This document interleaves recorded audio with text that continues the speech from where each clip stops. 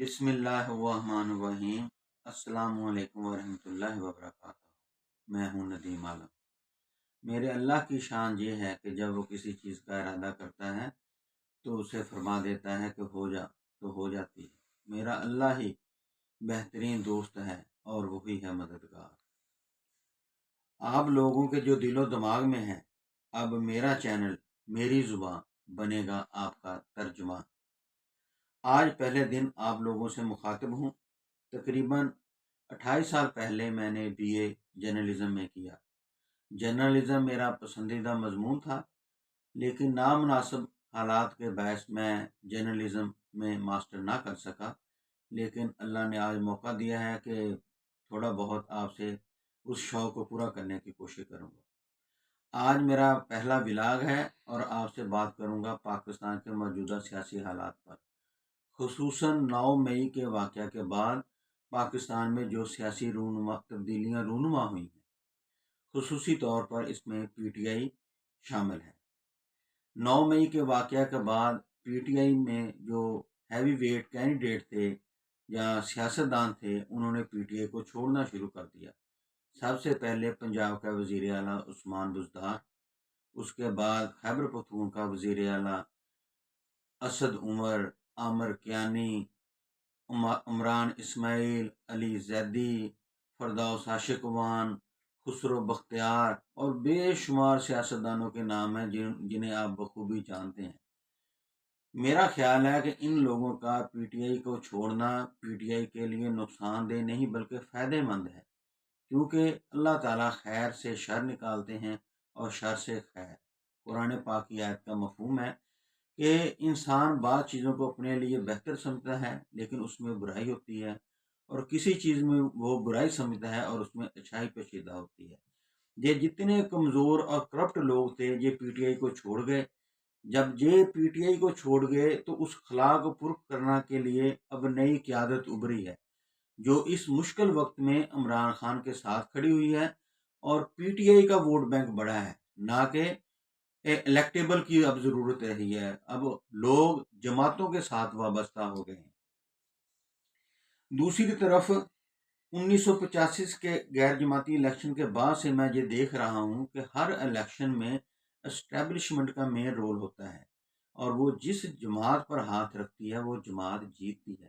لیکن آپ نے دیکھا ہوگا کہ پچھلے سال جب الیکشن ہوئے، 20 سیٹوں پر الیکشن ہوئے تھے صوبائی اسمبلی کی، اور ان 20 نشستوں پہ 16 تقریباً نشستوں پہ PTI جیت گئی تھی، حالانکہ حکومت بھی مسلم لیگ نون کی تھی، اسٹیبلشمنٹ بھی ان کے ساتھ تھی، اور الیکشن کمیشن نے بھی مکمل ان کی سپورٹ کی تھی۔ اس کے باوجود ہیوی ویٹ کینڈیڈیٹوں کے باوجود مسلم لیگ نون بری طرح شکست کھائی، اور جس کی وجہ سے اسٹیبلشمنٹ اور دوسرے اداروں کے بھی کان کھڑے ہو گئے کہ یہ کیا ہو گیا ہے، اور اب صورتحال بالکل بدل گئی ہے، اور اسٹیبلشمنٹ جو پہلے پسے پردہ رہ کے کام کیا کرتی تھی اب وہ ان کو سامنے آنا پڑ گیا ہے۔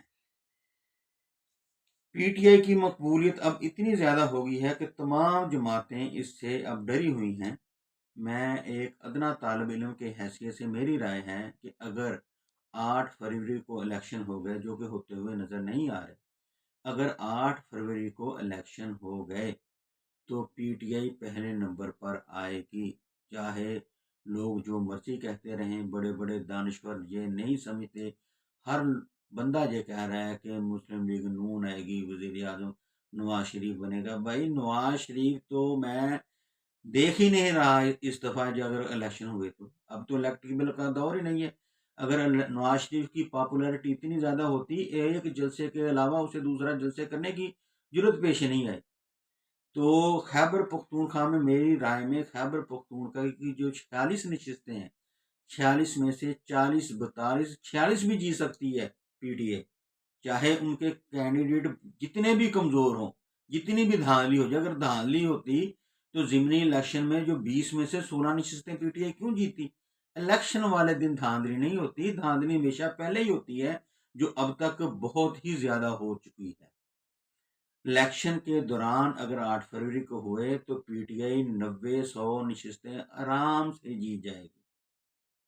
دوسرے نمبر پر نون لیگ کے آنے کے بھی چانس نہیں ہے، اسی لیے اب باتیں شروع ہو گئی ہیں کہ میاں نواز شریف صدر بنا دیں بھائی اس کا وزیر اعظم بننے کا چانس ہی نہیں ہے، وہ بن ہی نہیں سکتا۔ وہ تو اب پہلے سیٹیں لاہور سے جیتے تھے، فیصل آباد سے جیتے تھے، گجرانوالہ سے جیتے تھے، جو اس دفعہ بالکل ان کی سیٹیں مجھے جیتتے ہوئے نظر ہی نہیں آ رہے ہیں۔ دوسرے نمبر پر پیپلز پارٹی کے چانس ہے، مسلم لیگ نون تو جائے گی تیسرے نمبر پر، اسی لیے اب صدر کا شوشہ چھوڑ دیا ہے کہ میاں نواز شریف صاحب کو صدر بنایا جائے گا، وہ اوپر آ جائیں گے۔ اصل میں اب مسلم لیگ نون تو کہیں نظر ہی نہیں آ رہی، آپ دیکھ لیں پنجاب کے حالات کہ مسلم لیگ کا کیا حال ہے۔ ان کے کینڈیڈیٹ عوام میں جانے سے ڈرتے ہیں۔ انہوں نے رہی صحیح کسر جو 16 ماہ حکومت کی ہے میاں شہباز شریف صاحب نے، انہوں نے تو لوگوں کا جینا دوبر کر دیا ہے۔ 20 ہزار جو ایک مزدور آدمی ہے وہ بل کیسے جمع کرائے گا؟ لوگ تو بد دعائیں دیتے ہیں، آپ جا کر تو دیکھیں حالات کیا بنے ہوئے ہیں۔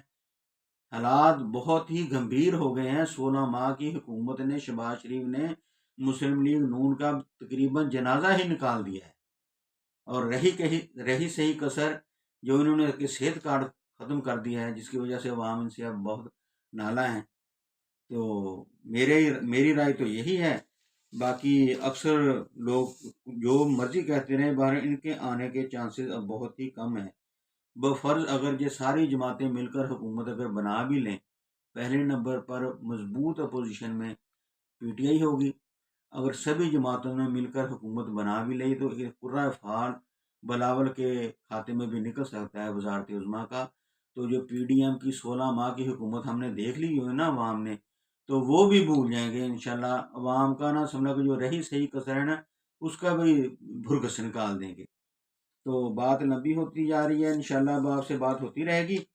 تو ولاگ میں آخر میں آپ سے ایک سوال پوچھنا چاہتا ہوں، بلکہ ولاگ کے آخر میں میرا سوال ہے آپ تمام پاکستانیوں کے، پاکستان کو سب سے زیادہ جو نقصان ہے ہماری عدلیہ نے پہنچایا ہے، سیاستدانوں نے پہنچایا ہے، کہ اسٹیبلشمنٹ نے پہنچایا ہے؟